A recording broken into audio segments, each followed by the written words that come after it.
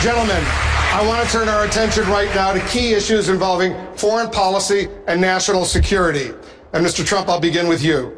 You said this about the ongoing conflict between the Israelis and the Palestinians. I'm quoting you now. Let me be sort of a neutral guy. I don't want to say whose fault it is. I don't think it helps. Right. Here's the question. How do you remain neutral when the U.S. considers Israel to be America's closest ally in the Middle East? Well, first of all, I don't think they do under President Obama, because I think he's treated Israel horribly, all right? I think he's treated Israel horribly. I was the Grand Marshal down Fifth Avenue a number of years ago of the Israeli Day Parade. I have very close ties to Israel. I've received the Tree of Life Award and many of the greatest awards given by Israel. As president, however, there's nothing that I would rather do to bring peace to Israel and its neighbors generally.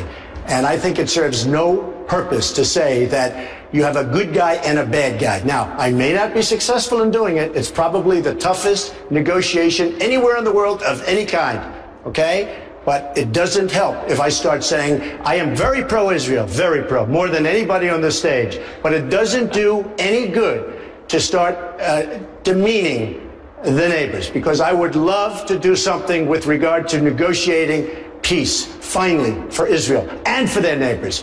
And I can't do that as well as a negotiator. I cannot do that as well if I'm taking big sides. With that being said, I am totally pro-Israel. Senator Cruz.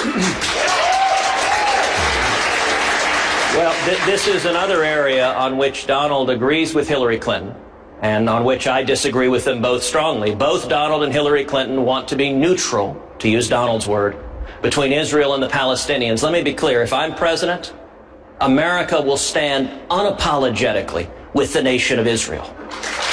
And the notion of neutrality is based upon the left buying into this moral relativism that is often pitched in the media. Listen, it is not equivalent. When you have terrorists strapping dynamite around their chest, exploding and murdering innocent women and children, they are not equivalent to the IDF officers protecting Israel, and I will not pretend that they are. Just today, Iran announced they're going to pay $7,000 to each suicide bomber, and I would note, missing from Donald's answer was anything he has done in his nearly 70 years of living, defending Israel. I have over and over again led the fight to defend Israel, to fight for Israel. And this, if you want to know who will stand with Israel, we ought to start with who has stood with Israel when the heat was on. Mr. Trump.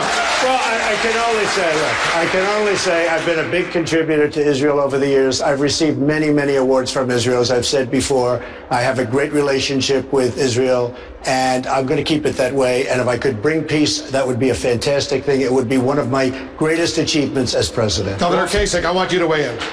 Well, I mean, if I was in Congress for 18 years and on the Defense Committee, and then, you know, after 9/11, the Secretary of Defense called me in to help out with some things, and I've been a supporter of Israel, strong supporter of Israel, longer than anybody on this stage. I didn't give as much money as Donald gave, but I've been standing with the Israelis for a very long time. And frankly, I think the problem we have in foreign policy right now, Wolf, is that we are not certain with who we stand with. Our allies are not sure what to make of us, and our enemies are moving. And are moving because they're not sure what we will do. It's a very interesting development here within the last 24 hours.